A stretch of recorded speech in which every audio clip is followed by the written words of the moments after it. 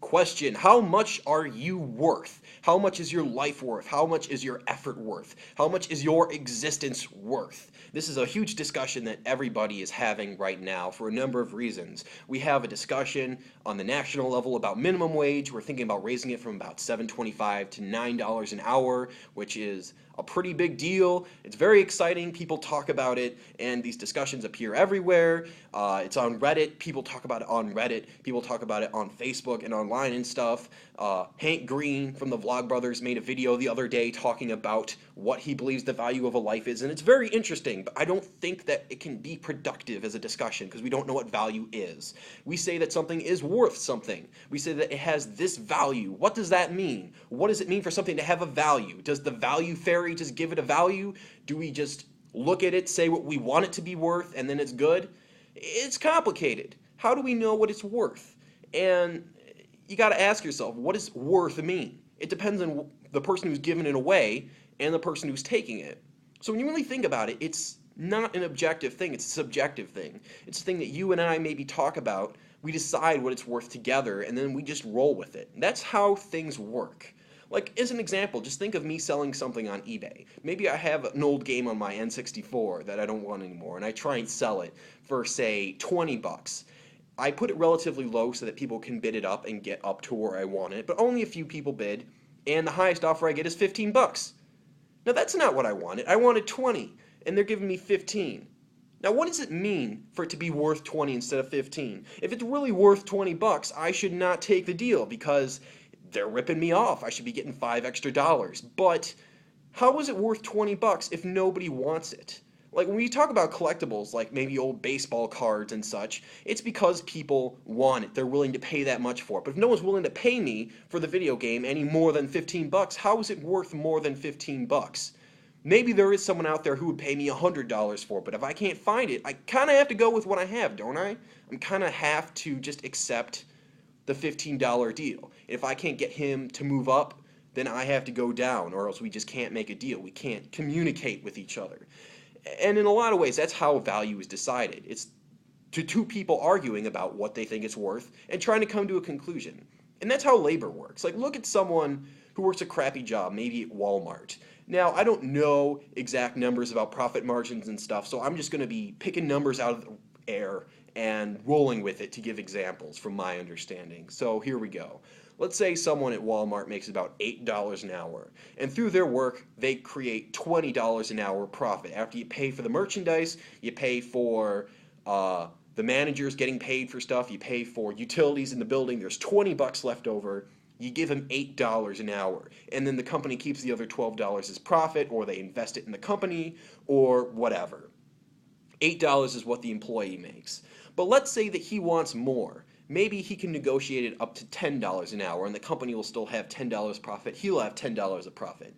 But then the company has to ask, what is in it for them? Is it good for them to raise the price? Because maybe if they don't make a large enough profit, they can't expand fast enough. They'll be outdone by competition. It's a very complicated process. But for the most part, we can agree that there is like room to wiggle. Like, there's a little wiggle room in terms of wages. I was talking with someone on Reddit, and basically what they asked is how it is possible that people are getting paid less than what they're worth. And once again, this brings up this topic of subjectivity, like how much is someone's labor really worth? The situation they painted is 150 people working at a particular Walmart, and 125 of them are underpaid. That means 125 of them are getting paid less than they're worth. They're only getting 15 bucks for their N64 game when they should be getting 20. And the thing is, they could be getting paid a fair rate at Target, rather. Target's just down the street, and they would pay someone a better wage, a more fair wage. The only problem is they can't hire all 125 people at once. So what do? Well, anybody who's spent any time on eBay kind of understands what would happen, because there's been times where I've seen something I want, bid maybe 5 bucks, someone goes 7, I go 9, they go 11, 15, and it keeps bouncing back, and eventually I win, but that's for 15 bucks when I was only willing to pay 5. Why was I willing to go up? Because if I didn't, someone else would have bought it and I would have lost out.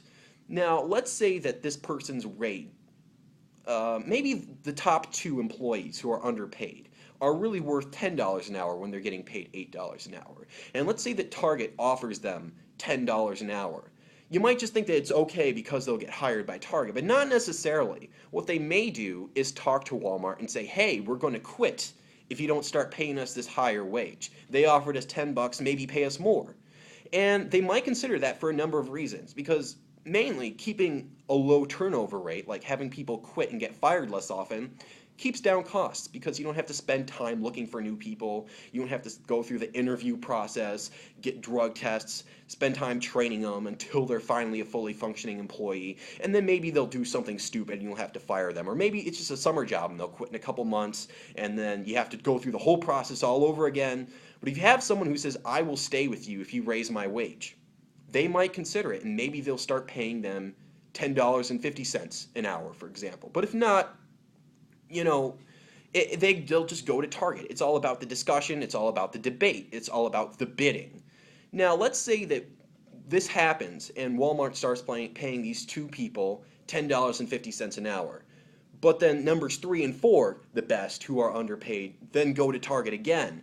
And they say, okay, maybe you're worth like $9.75 an hour. Not quite $10 an hour. You're not quite as good as the other guys, but we will pay you this amount.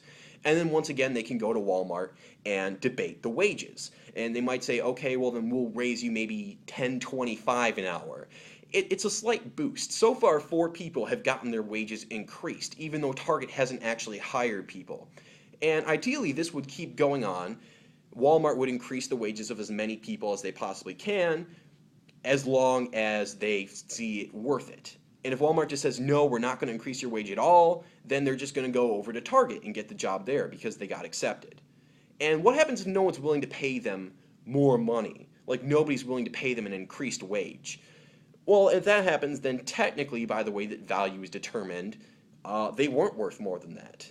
Now, obviously, there's humanitarian discussion, like, oh, well, maybe they're making less money than it needs to survive. Like, maybe we should do something to help them through social programs or charity. And I understand that.